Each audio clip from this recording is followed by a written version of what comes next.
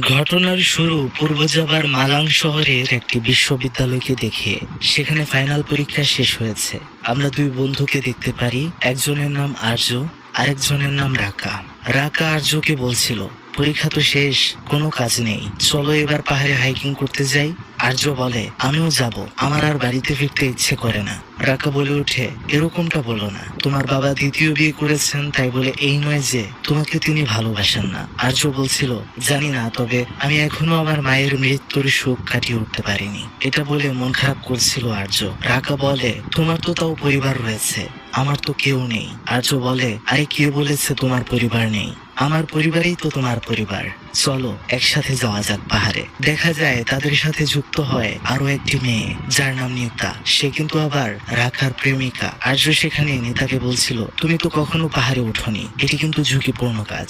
আর্য নিতাকে সাথে নিতে রাজি হচ্ছিল না, তবে রাকা সে চাইছিল তার প্রেমিকা যেন তাদের সাথেই যায়, যে কারণে আর্য আর কিছু বলতে পারে না। নিতা সেখানে বলছিল, চলো আমাদের সাথে আরেকজনও যাবে। সেটাকে নিতা তাদেরকে নিয়ে যায় আরেকটি মেয়ের কাছে, যার নাম ইউনি। এখন ইউনিকে তারা পাহাড়ে হাইকিং করতে যেতে প্রস্তাব দিলে সে খুশি মনে রাজি হয়। আমরা সেখানে আর্য ইউনির দিকে চাহনি দেখে বুঝতে পারি সে ইউনিকে অনেকটা পছন্দ করে। এবার আমরা দেখতে পাচ্ছিলাম তারা জিপ করে বের হয়ে পড়ে পাহাড়ের উদ্দেশ্যে।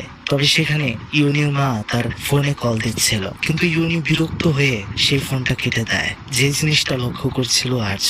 অবশেষে তারা পৌঁছে যায় ওয়াইলিরাং পাহাড়ের নিচে। সেখানে পাহাড়ে উঠতে গেলে আবার কিছু সরকারি নিয়ম কানুন রয়েছে, সেখান থেকে অনুমতি নিতে হয়, তার সাথে আবার একটা ফর্ম পূরণ করতে হয়, যেখানে নাম্বার সহ যাবতীয় ডিটেলস দিতে হয়। কেননা পাহাড়ে উঠতে গিয়ে যদি কোনো সমস্যা হয়, তাহলে যেন দ্রুত তাদেরকে ট্র্যাক করে রেস্কিউ টিম সেখানে পৌঁছে সাহায্য করতে পারে।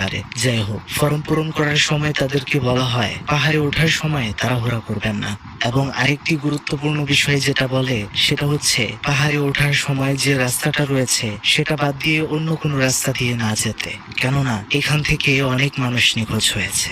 এখন পাশে থাকা একটা বৃদ্ধা লোকটি বলে ওঠে, এই যে ছেলে মেয়েরা, পাহাড়কে তোমরা অসম্মান করো না, নয়তো সমস্যা হবে, পাহাড়ে অনেক কিছু রয়েছে। এবার নেতা বলছিল, আচ্ছা এই লোকটা কি অদৃশ্য কোনো কিছুর বিষয়ে বললেন? আর্য তখন বলে, যাই বলুক যেটাই হোক, তাদের কথা আমাদের মেনে চলা উচিত। এই বলে তারা পাহাড়ে উঠতে শুরু করে। নিতা দ্রুত করে এগিয়ে যাচ্ছিল, আর রাকা পিছন থেকে তাকে নিষেধ করছিল এভাবে না চলতে, কেননা বিপদ হতে পারে। পেছনে আর্য আর ইউনিকে আমরা দেখতে পাচ্ছিলাম। ইউনিকে আর্য বলছিল, তুমি যে পাহাড়ে এসেছো, তোমার মা কি তা জানেন? ইউনি বলে, না, জানেন না। আর্য আরো বলে, তোমার মায়ের সাথে তোমার সম্পর্ক কেমন? ইউনি তখন বলে, আচ্ছা তুমি এগুলো কেন জিজ্ঞেস করছো? আর্য